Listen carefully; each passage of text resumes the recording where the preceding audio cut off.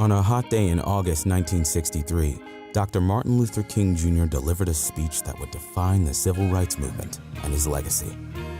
This, of course, was his I Have a Dream speech, delivered on the steps of the Lincoln Memorial during the March on Washington for Jobs and Freedom.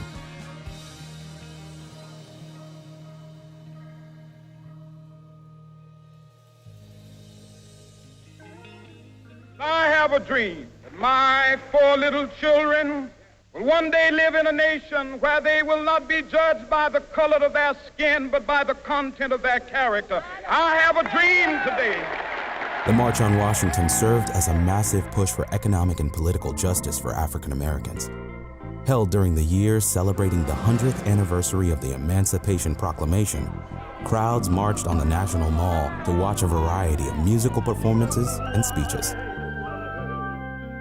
Dr. King, a Baptist preacher and prominent civil rights leader, was scheduled to speak towards the end of the day, his debut on the national stage. Up until that point, King mostly addressed small crowds at black churches, rallies, or fundraisers. This time, he would be seen by nearly 250,000 people on the ground, as well as millions at home watching on television.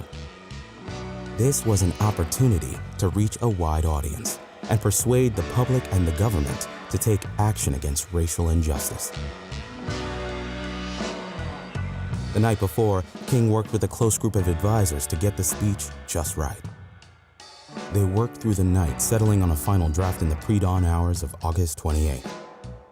Interestingly, the phrase, "I have a dream," a phrase he used in earlier speeches, was nowhere to be found in this copy. The words wouldn't manifest until almost halfway into Dr. King's speech, when gospel singer Mahalia Jackson, who had performed earlier in the day, called out to him from the sidelines to tell them about the dream. King set his prepared remarks aside and improvised the rest, crafting a soaring speech that would sear into the minds of millions of Americans. No, we are not satisfied, and we will not be satisfied until justice rolls down like waters and righteousness like a mighty stream. The speech was divided into 2 parts. The first listed the injustices that African Americans faced: segregation, police brutality, disenfranchisement, and discrimination, and urged a call to nonviolent action.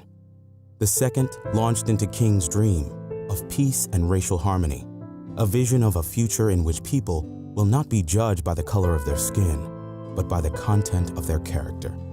I have a dream. Highlighting King's skills as a preacher, I Have a Dream was part sermon and part poetry, using rhetorical devices like repetition, rhyme, and vivid metaphor to drive his points home. It was peppered with historic, biblical, and literary references that moved the crowd. This message of struggle and hope became the defining moment not only of King's career, but also the civil rights movement.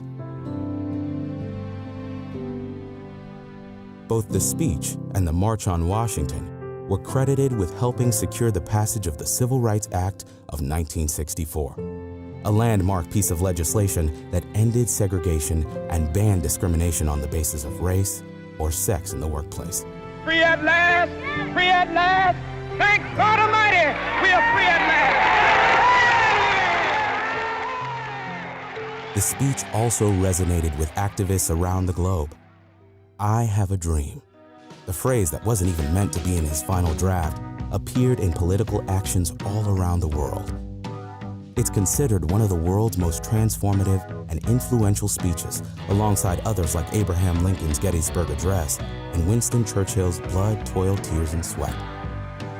I Have a Dream is only one of Dr. Martin Luther King Jr.'s many achievements, but it's nonetheless one of the most pivotal. I am happy to join with you today in what will go down in history as the greatest demonstration for freedom in the history of our nation.